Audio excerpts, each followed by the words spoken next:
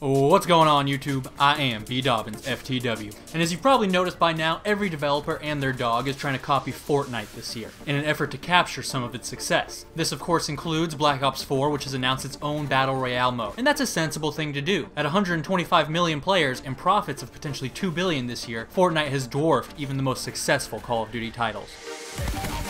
It's ironic watching Call of Duty ride the coattails of other titles when only a few years ago it was COD itself that the entire industry was trying to copy. What led to this dramatic role reversal? Games like COD, Battlefield, and even Red Dead Redemption have concluded it's simply the Battle Royale mode and are rushing to implement their own last-minute versions of it. But I'm worried the industry's missing the bigger picture here. You know, Fortnite's success is not attributable to one game mode alone. After all, games like H1Z1 were doing Battle Royale years before Fortnite and even PUBG, but never caught on. Fortnite's success actually reminds me a lot of Amazon, in the sense that they are both very young relative to their competition, and yet have rapidly advanced to the top of the industry, and now everyone else is scrambling to catch up by copying what they got right. Jeff Bezos is Amazon's CEO, and also presently the wealthiest man on Earth, and also in history.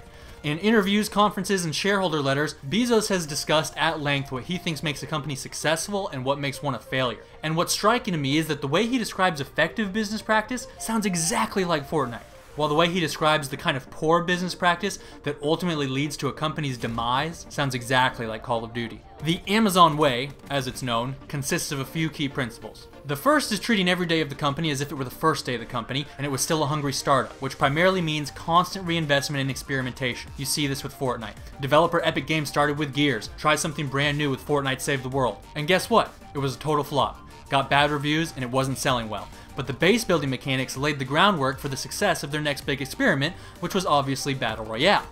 And this is exactly how Amazon itself got started. Its first services were Amazon Auctions and Z-Shops, both of which you probably hadn't heard of because they flopped, but key parts of those experiments were carried over to Amazon Marketplace, which has now killed Toys R Us and is in the process of doing the same to Walmart. Bezos is quoted as saying, "Failure and invention are inseparable twins. To invent, you have to experiment, and if you know in advance that it's going to work, it's not an experiment." One of the reasons companies are often averse to this kind of experimenting is that the necessary failure hurts your short-term margins. This is something analysts have always noted about Amazon. Oftentimes in quarterly earnings, it'll report lower than expected profits, lower than many traditional retail outlets, and yet long-term, Amazon is the fastest growing company in history and is projected to be the first $1 trillion company ever while traditional retail is dying. You see the same dynamic playing out with Fortnite and COD. The years Epic spent making Save the World, the year that Save the World released, undoubtedly, COD was grossing higher revenue numbers. But this year, Fortnite is projected to bring in $2 billion, which is double what COD made even with its highest grossing title. Every indication suggests that Fortnite's revenue rates are only increasing. It's highly unlikely they're going to see a 50% drop-off anytime soon, unless the message of the day calls everyone the N-word or something, which means they're going to be in the billions for some time to come. And so it's easy to imagine the next 5 years or so, Fortnite will end up generating as much revenue as COD saw during the last 15 years. Because COD broke 7 figures rarely, and just like traditional retail, is in a steep and consistent sales decline. Both VG charts and Statista.com have confirmed that. People like to bring up physical versus digital. The fact is, other games measured the same way are not seeing similar declines, because COD stopped inventing. The last time they invented was 10 years ago when they did kill streaks and customizable classes, and guess what? COD blew up when they did that. But since then, they've just stuck to the exact same formula, and becoming a slave to an established process is something Bezos warns about. He says, and I quote, "This can happen very easily in large organizations. The process becomes the proxy for the result you want. You stop looking at outcomes and just make sure you're doing the process right. It's not that rare to hear a junior leader defend a bad outcome with something like, well, we followed the process." And I'm sure that conversation has taken place dozens of times among COD's handlers. When games like Infinite Warfare flopped, I'm sure the first excuse uttered in Infinity Ward's halls was, well, we did it just how we did the other games. You know, we got the kill streaks and the attachments and the zombies. We stuck to the process. It's not our fault. The only variations we've seen in the COD franchise are mechanics that other titles had already found success with. You know, they tried doing Battlefield's destructible environments, Titanfall's wall running. This year they wanted to copy Overwatch. Hutch actually said in a video, devs have confirmed to him the maps were designed for the kind of gameplay described in those Overwatch leaks, and now of course COD is jumping on the Battle Royale bandwagon. And this isn't a mistake that only COD has made. Many of the major studios in this industry have gotten too obsessed with chasing what their competitors are doing. Whether it's Halo 4 trying to be COD, COD trying to be Titanfall, or everyone trying to be some version of Fortnite. This industry regularly gives into another mentality that Bezos has warned about, which is obsessing over competitors when you should be obsessing over customers. He said, and I quote, "Many companies describe themselves as customer focused, but few walk the walk. Most big technology companies are competitor focused. They see what others are doing and then work fast to follow. He argues that it's better instead to focus on your customers' needs, and this is the single biggest difference between Fortnite's unprecedented success and COD's ongoing decline.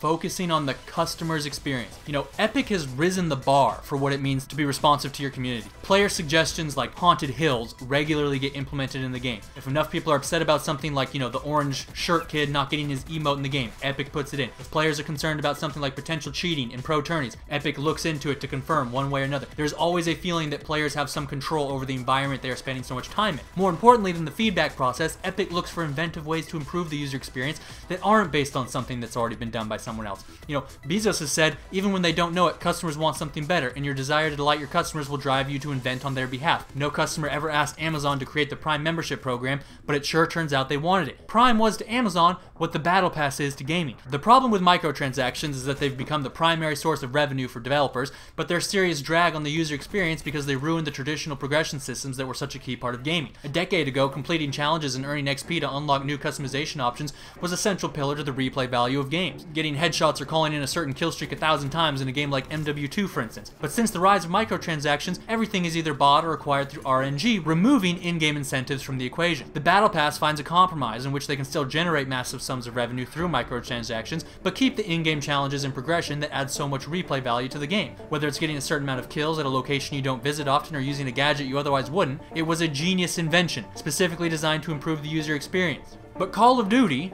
for the last 10 years, has essentially done the opposite. The community's feedback is rarely addressed, and when it is, it takes a very long time. This is why, despite years of widespread unhappiness with jetpacks, a game like Infinite Warfare was still released and flopped. For 10 years, the single biggest complaint COD players have had is broken netcode. It remains unfixed. I argued as early as Black Ops 2 that the 140 millisecond delays in their netcode that take place even in offline split screen, delays that did not exist in COD titles before Black Ops 1, were intentional in order to add a randomized factor to gameplay to level the playing field, and everyone said I was crazy. But is that really any crazier than when they tried to patent a matchmaking mechanic that punished players who didn't buy microtransactions by sticking them against players with much higher stats who had bought microtransactions so that they would get killed by purchasable weapons and feel inclined to spend money on those weapons themselves? That patent is emblematic of the COD devs' broken philosophy, which is to squeeze their fanbase for every penny possible, even if it hurts the user experience. And that continues this day with the Black Ops Pass, which they're going to do on top of microtransactions and RNG and a $60 full game because they aren't focused on making their customers happy, they're focused on making them poor. And that's why every year they have fewer and fewer customers, while Fortnite has blown up past 100 million players and is making more money than COD ever did, while still providing a shitload of more free content than COD ever has. A company that fails to operate as if it were day one inevitably enters day two, which Bezos describes as, and I quote, stasis, followed by irrelevance, followed by slow, excruciating decline, followed by death. Which sounds exactly like the last decade of COD. It hit stasis after MW2. By Advanced Warfare it was irrelevant, and we're in the process of watching its slow, excruciating decline. It is excruciating. Every year it does a little bit worse, and it's like depressing to watch if it was a game you cared about back in the day.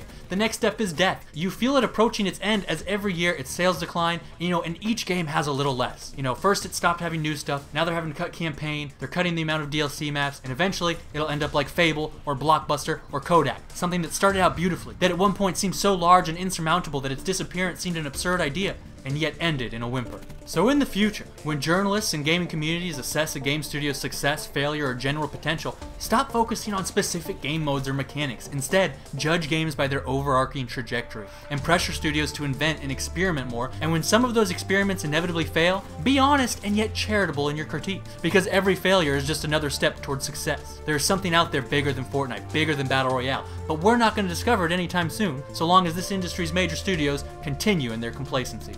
The For the Win query of the day is, what do you think of the Black Ops 4 beta? Are there signs it might turn things around, or is it just another attempt to stave off the franchise's inevitable destruction? Please remember to rate. This is Batman, signing out. He's gone.